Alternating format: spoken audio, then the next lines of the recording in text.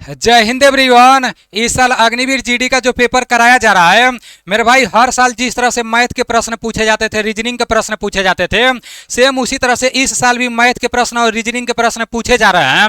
लेकिन जो जीके का लेवल है और साइंस का लेवल है तो थोड़ा सा परिवर्तन हुआ है मेरे भाई। अगर कोई बोल रहा है कि इस साल भी जीके का प्रश्न बहुत नॉर्मल पूछा जा रहा है, साइंस का प्रश्न बहुत नॉर्मल पूछा जा रहा है, तो शायद वो अच्छे से प्रश्नों को देखा नहीं है मेरे भाई। 2011 के जनगणना से रिलेटेड किसी किसी सेंटर पर प्रश्न पूछा जा रहा है और कहीं कहीं साफ नहीं पूछा जा रहा है। और मेरे भाई जो भी राज्यपाल मुख्यमंत्री है ना, तो किसी किसी सेंटर पर जैसे राज्यपाल मुख्यमंत्री से प्रश्न पूछा जा रहा है और किसी किसी सेंटर पर साफ नहीं पूछा जा रहा है। ये तो क्लियर हो गया है कि मतलब जहां भी पेपर कराया जा रहा है ऐसा नहीं है कि हर जगह एक ही जैसा प्रश्न देखने को मिल रहा है। कोड अलग अलग है, अलग अलग मतलब अलग अलग जगह अलग अलग प्रश्न देखने को मिल रहे हैं। अभी फर्स्ट शिफ्ट में जो भी प्रश्न पूछे गए थे तो कुछ प्रश्न मैं आप लोगों के सामने लाया था। अब सेकेंड शिफ्ट में जो प्रश्न पूछे गए हैं उन सब प्रश्नों को आप लोग देख लो, और जिस टाइप के प्रश्न पूछे जा रहे हैं उससे रिलेटेड भी मैं कुछ प्रश्न लेकर आया हूं जो आगे आप लोगों का काम आने वाला है। ठीक है ना, सभी प्रश्नों को देख लेते हैं। और मेरे भाई मैथ का और रीजनिंग का जो प्रश्न पूछा जा रहा है ना, 20 में से आप 18 और 19 तो किसी तरह से भी कर सकते हो। जिस तरह से मैं क्लास कराया था सेम उसी तरह से पूछा जा रहा है। जीके में थोड़ा सा मतलब एडवांस लेवल हुआ है। ठीक है ना, आप लोग खुद देखो सभी प्रश्नों को। यहां पर बोला गया है कि अभी किसी सेंटर पर पूछा गया था, सारा का सारा ओरिजिनल प्रश्न है, 100% ओरिजिनल प्रश्न है। एक भी प्रश्न ऐसा नहीं है कि नहीं पूछा गया था। जितना भी प्रश्न लाया हूं वो सारा प्रश्न पूछा गया था। ठीक है ना, और जो प्रश्न पूछा गया था उससे रिलेटेड आपको क्या याद करना है वो भी मैं आप लोगों के सामने लेकर आया हूं। यहां पर पूछा गया था सेकंड शिफ्ट में कि 1857 की क्रांति के समय झांसी से किसने नेतृत्व किया था। मैं 1857 की क्रांति वाले चैप्टर को बहुत अच्छे से कराया था और आप लोगों से बोला था कि अच्छे से आप लोग पढ़ लेना। मेरे भाई झांसी से किसने नेतृत्व किया था, तो रानी लक्ष्मीबाई ने झांसी से नेतृत्व किया था। अब देखो ये प्रश्न पूछा गया था सेकंड शिफ्ट में। अब फर्स्ट शिफ्ट में एक जगह पूछा गया था कि 1857 की क्रांति के समय बरेली से किसने नेतृत्व किया था। तो मेरे भाई इससे आप लोगों को यह समझना है कि पूरा याद कर लेना है कि कहां से किसने नेतृत्व किया था। ये पूरा मैं ला दिया हूं, इसका स्क्रीनशॉट लेकर एक बार दोहरा लेना, पहले से आप लोग पढ़े ही हो। 1857 की क्रांति के समय दिल्ली से बहादुर शाह द्विवेदी ने नेतृत्व किया था, लखनऊ से बेगम हजरत महल ने नेतृत्व किया था, कानपुर से नाना साहेब ने नेतृत्व किया था, और ग्वालियर से तात्या टोपे ने नेतृत्व किया था, और झांसी से ये पूछा गया था अभी, झांसी से लक्ष्मीबाई ने नेतृत्व किया था। ठीक है ना, उसके बाद से मेरे भाई बिहार के जगदीशपुर से बाबू कुंवर सिंह ने नेतृत्व किए थे, और बिहार के पटना से पीर अली नेतृत्व किए थे, और इलाहाबाद से किसने नेतृत्व किया था, तो लियाकत अली ने। और ये बरेली से फर्स्ट शिफ्ट में पूछा गया था, बरेली से किसने नेतृत्व किया था, तो खान बहादुर खान ने। ठीक है ना, तो ये पूरा आप लोग याद कर लेना। वैसे आप लोग पहले से 1857 की क्रांति पढ़े ही हो, तो एक बार आप लोग रिपीट कर लोगे तो आपके लिए सही रहेगा, क्योंकि दोनों शिफ्ट में प्रश्न देखने को मिले हैं। देखो अगर आपका बैड लक रहेगा तो नहीं भी प्रश्न देखने को मिल सकता है, क्योंकि मैं देख रहा हूं ना किसी किसी शिफ्ट में ना, जैसे मान लो महात्मा गांधी से सुबह में जैसे दो प्रश्न देखने को मिला है, दो नहीं तीन प्रश्न देखने को मिला है। अभी महात्मा गांधी से शायद हाँ मुंबई की तरफ एक प्रश्न देखने को मिला है। बाकी इधर के मतलब काफी सारा यारो है, काफी सारा सेंटर है, तो इधर महात्मा गांधी से भी प्रश्न देखने को नहीं मिला है। पढ़ना तो सब पड़ेगा मेरे भाई, अगर आपका बैड लक रहेगा तभी प्रश्न नहीं आएगा, नहीं तो आप जो चैप्टर पढ़ के जाओगे इधर से प्रश्न देखने को मिलेगा। अब देखो अभी सेकंड शिफ्ट में पूछा गया था, जैसे फर्स्ट शिफ्ट में ज्यादा एयरफोर्स के बारे में पूछा गया था कि मेरे भाई एयरफोर्स का आदर्श वाक्य क्या है, आपका एयरफोर्स का स्थापना कब हुआ, और एयरफोर्स का पुराना नाम क्या है। 3 प्रश्न एयरफोर्स से पूछा गया था पहले शिफ्ट में। अब दूसरे शिफ्ट में सेना से रिलेटेड कैसा प्रश्न पूछा गया है, पूछा गया है कि भारतीय नौसेना का पश्चिमी कमांड का हेडक्वार्टर कहां पर है।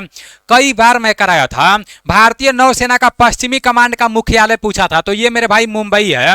अब पश्चिमी कमांड का पूछा था नौसेना के बारे में, तो पूरा थल सेना, वायुसेना और नौसेना का जो भी कमांड है वो मैं आपको बता दे रहा हूं। यहां पर आपका थल सेना है, तो थल सेना का स्थापना 1 अप्रैल 1895 को हुआ था। थल सेना दिवस 15 जनवरी को मनाया जाता है। इसका मुख्यालय नई दिल्ली में है। इसका प्रधान chief of the army staff होता है, और थल सेना को 7 कमांडो में बांटा गया है। थल सेना के 7 कमांडो को आप लोग देख लो, हो सकता है कि आपके पेपर में किसी कमांड का हेडक्वार्टर पूछ दे। थल सेना के पूर्वी कमान का हेडक्वार्टर कोलकाता में है, पश्चिमी कमान का हेडक्वार्टर चंडी मंदिर में है, उत्तरी कमान का हेडक्वार्टर उदयपुर में है, दक्षिणी कमान का हेडक्वार्टर पुणे में है, दक्षिणी पश्चिमी कमान का हेडक्वार्टर जयपुर में है, मध्य कमान का हेडक्वार्टर लखनऊ में है, ट्रेनिंग कमान का हेडक्वार्टर शिमला में है। तो ये थल सेना का आपका जो भी हेडक्वार्टर था, जो भी कमान था, वो आप लोग देख चुके हो। अब यहाँ पर बोला जा रहा है वर्तमान में थल सेना के जो अध्यक्ष हैं उपेंद्र द्विवेदी जी हैं, 30वें नंबर के थल सेना के अध्यक्ष हैं। अब देखो जल सेना के कौन सा कमांड पूछा था, जल सेना का आपका कौन सा पश्चिमी कमांड पूछा था। तो मेरे भाई जल सेना का पश्चिमी कमांड पूछा था। तो जल सेना के 3 कमांड होते हैं, अब तीनों कमांड आप लोग जान लो, ठीक है ना। जल सेना के बारे में कोई भी प्रश्न पूछेगा तो गलती नहीं करना है। जल सेना का मुख्यालय नई दिल्ली में है। जल सेना का 3 कमांडों में बांटा गया है। इसका अधिकारी वाइस एडमिरल होता है और जल सेना का जो तीनों कमांड है वो आपके सामने है। एक आपका पूर्वी कमांड है। पूर्वी कमांड का हेडक्वार्टर विशाखापट्टनम में है, याद रखना। पूर्वी कमांड का हेडक्वार्टर कहां पर है, विशाखापट्टनम में है। मेरे भाई अगर थल सेना का पूर्वी कमांड का हेडक्वार्टर बोलेगा तो वो आपका कोलकाता हो जाएगा, लेकिन अगर यही नौसेना के पूर्वी कमांड का हेडक्वार्टर बोलेगा तो ये आपका विशाखापट्टनम हो जाएगा। पश्चिमी कमांड का हेडक्वार्टर मुंबई है, यही आपका पूछा गया था अभी। पश्चिमी कमांड का हेडक्वार्टर मुंबई है, कई बार मैं कराया था, ठीक है ना। दक्षिणी कमांड का हेडक्वार्टर आपका कोच्चि में है, बहुत अच्छे से आपको पता होना चाहिए। अब एयरफोर्स के बारे में भी आप लोग देख लो। जो आपका एयरफोर्स है इसका मुख्यालय आपका नई दिल्ली में है। एयरफोर्स के बारे में सुबह में काफी सारा प्रश्न पूछा गया था, ठीक है ना। एयरफोर्स का स्थापना कब हुआ, तो 8 अक्टूबर 1932 में हुआ, सुबह में पूछा गया था, ठीक है ना। एयरफोर्स का स्थापना रॉयल इंडियन एयरफोर्स का पूरा नाम है, ये भी पूछा गया था। एयरफोर्स को 7 कमांडों में बांटा गया है, 7 कमांडो का नाम आप लोग देख लो। एक आपका एयरफोर्स का पूर्वी कमांड है। पूर्वी कमांड का हेडक्वार्टर शिलोंग है। केंद्रीय कमांड का हेडक्वार्टर इलाहाबाद है। दक्षिणी पश्चिमी कमांड का हेडक्वार्टर गांधीनगर है। पश्चिमी कमांड का हेडक्वार्टर नई दिल्ली है। दक्षिणी कमांड का हेडक्वार्टर तिरुवनंतपुरम है। ट्रेनिंग कमांड का हेडक्वार्टर बेंगलुरु है और रख रखाव कमांड का हेडक्वार्टर नागपुर है। तो ये आपका एयरफोर्स का कमांड है, ठीक है ना। कोई भी पूछेगा तो गलती नहीं करना है। अब नेक्स्ट यहाँ पर देखो कुछ सेना से रिलेटेड कुछ इंपॉर्टेंट है, ये भी एक बार रिपीट करा दे रहा हूँ, सारा मैं करा दिया हूँ। अगर पूछ देगा कि नेशनल डिफेंस एकेडमी कहाँ पर है तो ये आपका खड़गवासला में है। पूछ देगा कि आपका नेशनल डिफेंस कॉलेज कहाँ पर है तो नई दिल्ली में है। अगर एकेडमी बोलेगा तो ये आपका खड़गवासला हो जाएगा। नेशनल डिफेंस कॉलेज बोलेगा तो नई दिल्ली हो जाएगा। इंडियन मिलिट्री एकेडमी IM में आपका देहरादून में है। Defence service staff college Wellington है, याद रखना आप लोग। इन्फेंट्री स्कूल महू में है जो मध्य प्रदेश में पड़ता है। आर्टिलरी स्कूल देवलाली में है। आर्मर्ड कोर सेंटर अहमदनगर में है जो महाराष्ट्र में पड़ता है, याद रखना आप लोग। वायुसेना का जो प्रशिक्षण केंद्र है वो भी आप लोग देख लो। Indian air force administrative college Coimbatore में है। एयरफोर्स एकेडमी हैदराबाद में है, याद रखना। कोई भी प्रश्न आपके पेपर में पूछा जा सकता है सेना से रिलेटेड। ये सब प्रश्न अभी नहीं पूछा गया था, वो तो नौसेना का जो मुख्यालय पूछा गया था ना, तो उसी से रिलेटेड मैं ला रहा हूं, क्योंकि वायुसेना के बारे में भी बार बार पूछा जा रहा है। तो ये सब मैं करा दे रहा हूं, फिर आगे मैं ओरिजिनल प्रश्न को दिखा रहा हूं। Para troopers training school Agra में है। एलिमेंट्री फ्लाइंग स्कूल बीदर में है। एयरफोर्स टेक्निकल कॉलेज जलाहली में है जो बेंगलुरु में पड़ता है। नौसेना का INS चिलगा आपका भुवनेश्वर में है। INS तहसीर कार्स आपका विशाखापट्टनम में है। INS शिवाजी लोनावाला है, ठीक है ना। इंडियन नोवेल एकेडमी कोच्चि में है। INS बेंदुरथी कोच्चि में है। तो ये आपका सेना से रिलेटेड जो भी इंपॉर्टेंट बात था वो मैं करा दिया हूं। अब आज पूछा गया था दूसरा प्रश्न कि सबसे तेज लड़ाकू विमान कौन सा है। तो मेरे भाई जितने लोग तेजस करके आए हो, सही करके आए हो। पूछा गया था आपके पेपर में कि सबसे तेज लड़ाकू विमान कौन सा है। अच्छे लेवल का प्रश्न पूछा गया है मेरे भाई, तो तेजस आपका हो जाएगा। दिया सलाई पुस्तक के लेखक कौन है, तो पुस्तक के लेखक से हमेशा पूछा जाता है, तो कैलाश सत्यार्थी हो जाएगा। 2025 में बने BR अम्बेडकर वन्य जीव अभ्यारण्य कहां पर है, तो ये आपका मध्य प्रदेश में है। ये भी याद रखना, ये भी पूछा गया था। पूछा गया था संविधान के किस अनुच्छेद के तहत रीट लगाई जाती है।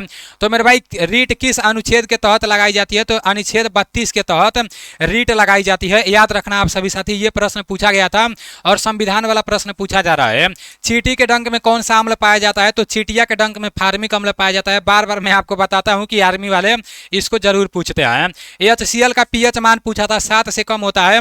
pH मान मैं कराया था पूरा चैप्टर बहुत अच्छे तरीके से, यूट्यूब पर ही कराया हूं, ठीक है ना। पूरा प्ले लिस्ट बना हुआ है, आप लोग देख लेना। और जो कुछ भी है ये पूरा PDF आपको Nilesh defence career Telegram channel में मिल जाएगा।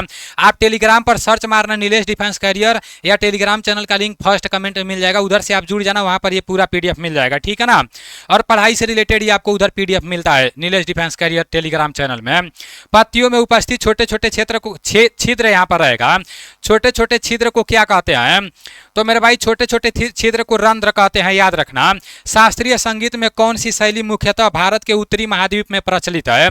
तो ये आपका हिंदुस्तानी शास्त्रीय हो जाएगा, याद रखना है। यहाँ पर पूछा गया था गौड़ जनजाति किस राज्य में निवास नहीं करती है? बहुत अच्छे लेवल का प्रश्न है, ऑप्शन के हिसाब से चलना पड़ेगा। पूछा गया था सांस लेना कैसी प्रक्रिया है? आपका ऑप्शन उधर जो दिया होगा उसके हिसाब से करना है। विदेशी जमीन पर तिरंगा फहराने वाली प्रथम महिला मैडम भिकाजी कामा हो जाएगा। देखो कितना अच्छा लेवल का प्रश्न पूछा गया है। विदेशी जमीन पर तिरंगा फहराने वाली प्रथम महिला मैडम भिकाजी हो जाएगा। चीन की राजधानी कहाँ पर है? तो ये बीजिंग हो जाएगा। चीन का राजधानी पूछा था। असम के मुख्यमंत्री पूछा था हेमंत बिश्व शर्मा। और हर जगह नहीं, किसी किसी सेंटर में। कोयले का सबसे अधिक भंडार किस राज्य में पाया जाता है? झारखंड में। कई बार आप लोगों को बताया गया है। आपका नेक्स्ट यहाँ पर मैथ के प्रश्नों को आप देख लेते हैं। मैथ के कैसे कैसे प्रश्न पूछे गए थे। मैथ के तो एकदम नॉर्मल प्रश्न पूछे जा रहे हैं, ऐसे प्रश्न पूछे जा रहे हैं। 9 आदमी किसी काम को 2 दिन में करते हैं। मेरे भाई M1D1 बराबर M2D2, बस इसी सूत्र पर आप लोगों को रख देना है, आपका प्रश्न हल हो जाएगा। 9 आदमी पहले बोल रहा है 9 रख दो, गुड़े कितना दिन में? 2 दिन में कर रहे हैं, बराबर बोल रहा है कि तो एक आदमी कितना दिन में करेंगे? करना क्या है, एक को आप लोग इधर भेज दो। 9 गुड़े 2 यहाँ पर है, एक आएगा बट्टे में हो जाएगा, और D2 यहाँ पर है, D2 रहेगा। तो 9 दूना 18 यहाँ पर हो गया, और D2 यहाँ पर है तो D2 रहेगा ही रहेगा। तो 18 दिन इसका राइट आंसर हो जाएगा, ठीक है ना।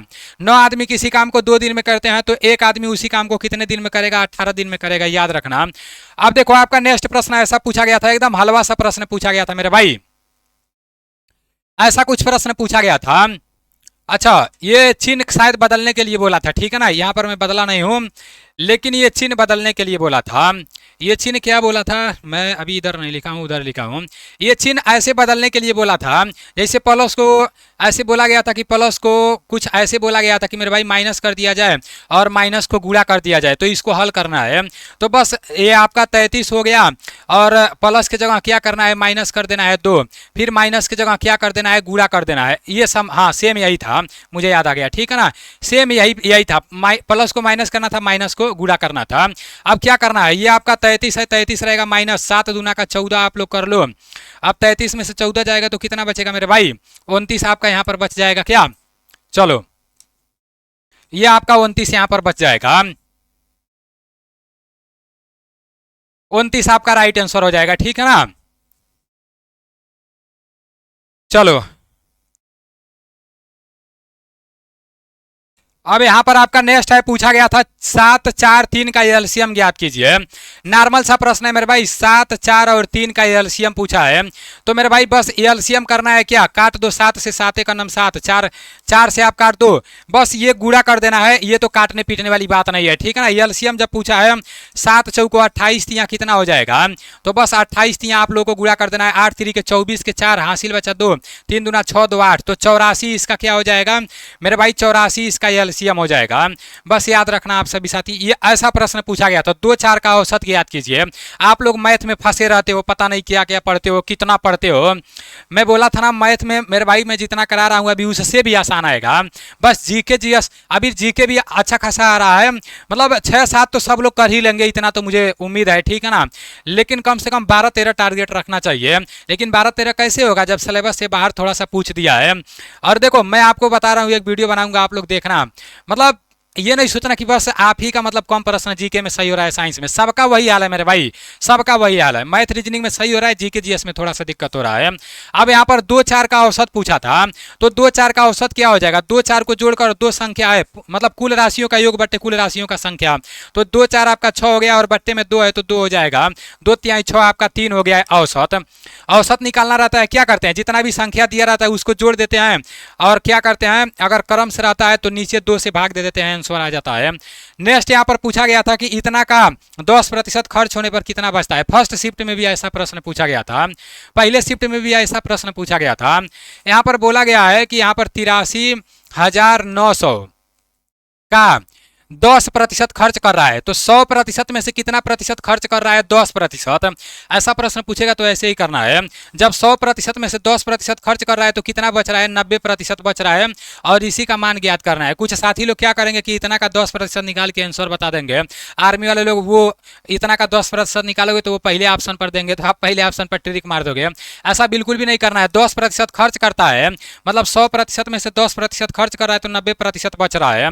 बस इसी को हल कर दो। 2 जीरो से 2 जीरो काट दो, 2 जीरो से 2 जीरो काट दो। अब मेरे भाई लास्ट में जीरो लगा देना। 9 का गुड़ा 1 9 में करोगे 9 9 81 का 1 हासिल बचा 8। अब यहाँ पर 9 का गुड़ा 3 में करोगे 9 3 27, और 27 और 8 कितना हो जाएगा? 27 3 30 5 35 के 5 हासिल बचा 3। फिर 9 का गुड़ा 8 में 9 8 72, और 3 कितना हो जाएगा? 75। 75 हो गया, और 1 जीरो है तो 1 जीरो आपका यहाँ पर हो जाएगा। तो 75 510 जितने भी साथी करके आए हो बिल्कुल भी राइट करके आए हो।